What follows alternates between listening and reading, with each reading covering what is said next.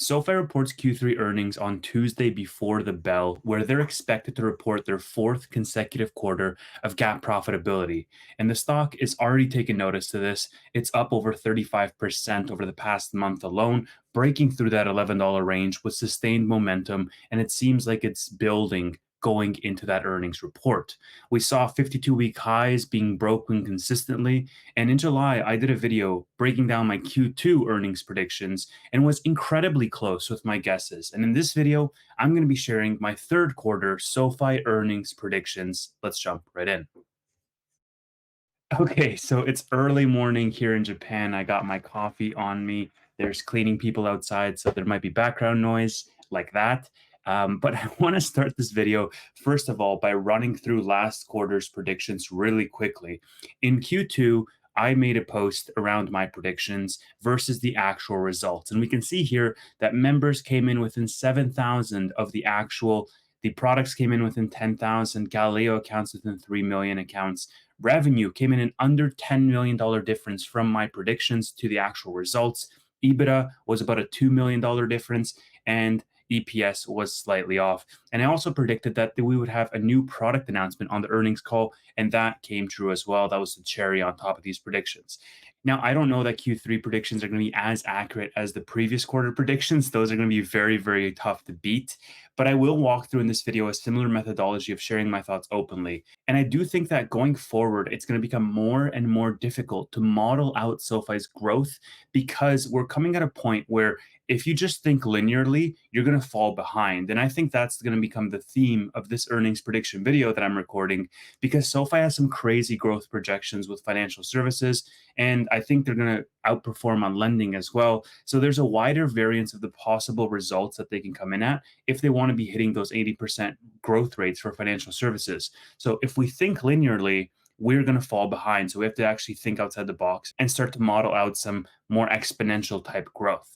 Starting off with members, I think this is a really important aspect because it's a leading indicator for SoFi's other financial metrics. So right now it's the end of October, and while the NBA season has started, it won't have a big impact on this quarter because keep in mind Q3 is July, August, and September, and so the results were done as of September 30th, right? And so there won't be a big lift from the NBA. I think that lift is going to come in Q4. I think that's going to be a really big member quarter, but the NFL season was in full swing over the course of Q3, so I think we should see a good lift in terms of that from brand awareness perspective in SoFi Stadium.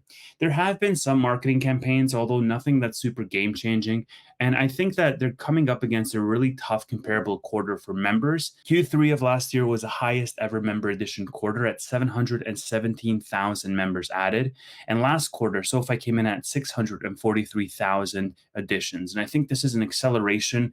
We're going to essentially see a stair stepping upwards. We've had Anthony Noto on interviews and fireside chats talk about how he thinks that over the next 2 years, basically by 2026, they can be consistently adding members in the millions per quarter as opposed to the hundred thousands. And so I think that the 600,000 range is quickly going to evaporate. We're going to see 700, 800, 900, so on and so forth as we stair step upwards. I think a million plus members are on the horizon. Actually, at the start of this year, one of my predictions was that we were going to see our first ever 1 million member quarter. I think that's going to be harder to achieve now because the beginning of the year we had priced in many rate cuts and we've only had one so far. So we're going to see how that ends up being. If they are going to hit a million member quarter, it's going to be in Q4, but even that's going to be somewhat of a stretch. I think that's more reasonable for 2025. However, for this quarter, given that it's a tough comparable year, their growth rate is going to really fall. 40% year over year growth from Q3 numbers where they came in at 717,000 members would put them at around 940,000 new member additions, which if you're thinking linearly, last quarter they did 643. For this quarter to do 940, that's insane. That's crazy for us to model out. So I don't necessarily think it's going to be 940,000 new additions. However, I do think that there will be an acceleration. I think this quarter will be SoFi's highest member addition quarter past the 717,000 we saw in Q3 of last year. And I say that knowing full well that last year we had some external factors that contributed to those growth numbers. Taylor Swift, for example, was one of them. But since that time, we've seen SoFi scale consistently. I think the new credit card offerings will play a role in this. I think SoFi Money is going to play a role in this, and Relay and financial services as a whole. But I also think that the lending segment is going to be more bullish than people are expecting. I think there's going to be more money poured into sales and marketing, which we're going to see this quarter. We also had a 50 basis point cut in September. And yes, the results of this won't be felt in the underlying economy for a while, but it will help SoFi, right? My member prediction for this quarter is 750,000 new members. That sounds crazy. That's over 100,000 more members than we booked last quarter at 643. I think it could be absolutely crazy. I think it could be very bullish. It's also possible that SoFi could post another 600,000 member quarter, like 685,000, for example. In fact, I suspect the rest of the SoFi Weekly crew, I haven't seen any of their predictions, but I suspect that they're going to disagree with this number. I think that they're all going to fall somewhat in the high 600,000 range. But I wanted to go even higher than that in my predictions. I was working on this video yesterday, and yesterday I really wanted to go as high as the 800,000 range, but there was no real justification for how we could possibly get there, which is really the crux of making a prediction video like this, and why I say the theme of this video is going to be that extrapolating that growth out, because a lot of these numbers will seem unfounded completely, other than the guidance that management has provided and where we know that they want to go, and the fact that they're usually conservative with their guidance, right? So 800,000 members for this quarter, I think it's within the realm of possibilities. I wouldn't be surprised. 600,000, I think is within the realm of possibilities. I wouldn't be surprised. So anything in between there, I'm going with 750. I think it's a good number for that stair step upwards. And keep in mind that financial services has these really aggressive growth targets that management has reiterated. I think in order for us to hit those, we have to stop thinking linearly. We have to start pricing in that growth will accelerate. And on top of this, I think the lending segment will be better than expected. Like I said before, I think this is something that many in the market are not expecting. But I've been saying this for a whole year, that lending is going to be up this year, single digits. And I think this is the quarter that the market is going to finally start to realize, especially when SoFi issues their guidance for Q4. They're going to say, oh, wait a minute, lending is going to be up single digits.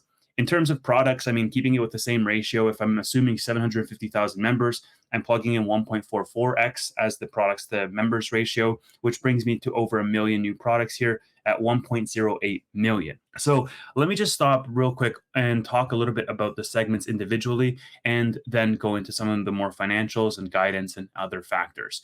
So starting off with lending, there's a couple of levers here that I think they can pull, and why I think it's going to be stronger. So first of all is, the rate cut.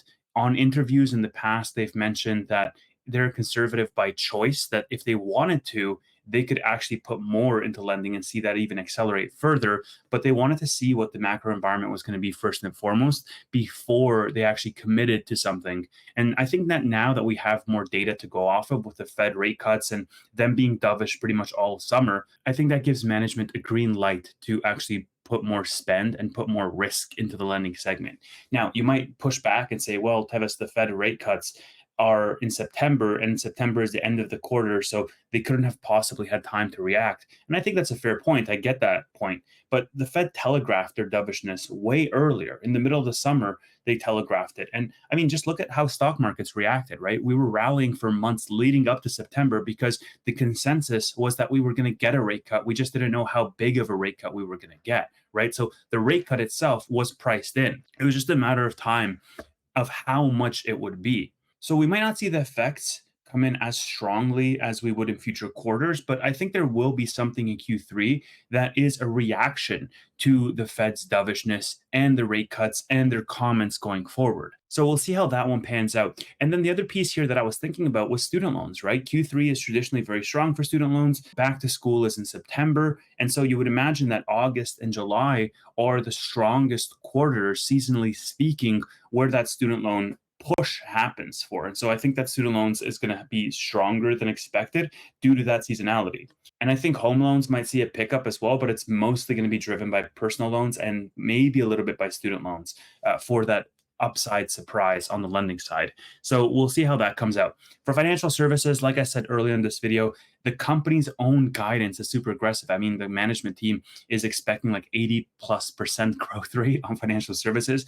And we know much of this is going to happen in the back half of the year. So the market, at least those paying attention to what management is saying, are expecting some crazy numbers in financial services, myself included, right? This is the piece that I think has the biggest potential to the upside surprise that people are not expecting. But on the other hand, it's also the segment that has the highest baked in expectations, which is something that slightly worries me because there's so many expectations here that are priced in essentially. And we know that SoFi sandbags, and you're thinking to yourself, well, wait a minute, you have this company that's conservative and that sandbags, who is also issuing this 80+% growth rate. Those two things don't seem at harmony with each other. They seem at odds, right? And I think that makes me more confident because if management is coming out and publicly stating that it's going to be 80% plus, you know that it's going to be probably 90% plus or 100% plus, which is insane because if you just model out 80% plus, it's going to look staggering from a member count, from a revenue count for financial services, for the percentage of financial services in the revenue mix. I mean, financial services has the potential to really, really, really ramp up just by taking management's own conservative guidance. And 80% is not conservative. 80% is very aggressive. And so when I mentioned at the beginning of this video that we have to expand our range of thinking for SoFi, financial services is the main driver of that because that's the piece that will really expand exponentially. Tech platform. I mean, this has been the biggest surprise to the downside for SoFi throughout the course of this year. The growth has been lackluster. We keep thinking that a big deal is around the corner. Galileo has been launching new products, don't get me wrong. They've been executing at a high degree of consistency. And I'd love to see a huge deal coming for Galileo this quarter. But at the same time, it's tough to come out here and keep predicting that on every subsequent video when it hasn't happened consistently. So we'll see what happens there. I mean, I'm going with 8.5 million new Galileo accounts this quarter. Last quarter, my forecast was 10 million new accounts and they came in at 7. So I think 8.5 this quarter accounts for an acceleration. Although if they do land a big deal, which is a big if, that will also play a part in these numbers. Really, for me, as you could probably tell by now, the most exciting piece of the earnings is going to be the financial services segment. I think the tech platform, might have some good news, sure, but SoFi's market cap is not moving on the tech platform today. The lending segment is the most profitable segment. It's their biggest segment in terms of the upside potential from a revenue perspective. But I think the financial services side of the business has the biggest potential to surprise to the upside, even though in hindsight, it's going to be the most obvious thing ever because all management is asking you is to take them at their word. If they say 80% or if they say 90%, plug that into your models, and that's probably what they're going to come in at. But the reason why I say it's going to be surprising to the upside is because nobody in the market takes SoFi's management at their word, and they're always going to sandbag even further. Okay, so moving on to the financials, SoFi's own guidance range guides for 625 to 645 million in revenue. I put 664 million as my revenue prediction for this quarter. I think a lot of it is going to be driven by financial services, but also by lending being stronger than expected, with personal loans and student loans driving the majority of that. Adjusted EBITDA, SoFi's range is 160 to 165. I put 176. So obviously higher than SoFi's range, but it goes hand in hand with revenue. A lot of these numbers are very related to each other. That's why it might seem like, I'm at a certain range based on what my revenue is. That's going to dictate my adjusted EBITDA. That's going to dictate the net income and so on and so forth. Net income, 40 to 45 million is SoFi's range. I put 55 million in net income, which comes out to 5 cents EPS. Now, management is guiding for 4 cents EPS, which corresponds with that 40 to 45 million in net income. Earnings Whisper surprised me. That's at 6 cents EPS. And I really, really wanted to go with 6 cents EPS. And I think they can definitely come out with something like that. But I think the safer pick here is 5 cents. So this is what I'm saying. The range of possibilities expands for SoFi because you could totally see them come in with a quarter where they add 850,000 members and they do 67 million in net income and they come out with 6 cents of EPS. And you're like, what the heck was that? Nobody was pricing that in. And so in this quarter, I'm still sort of straddling the line between linear extrapolation and that acceleration and growth rate, adding a multiple to that.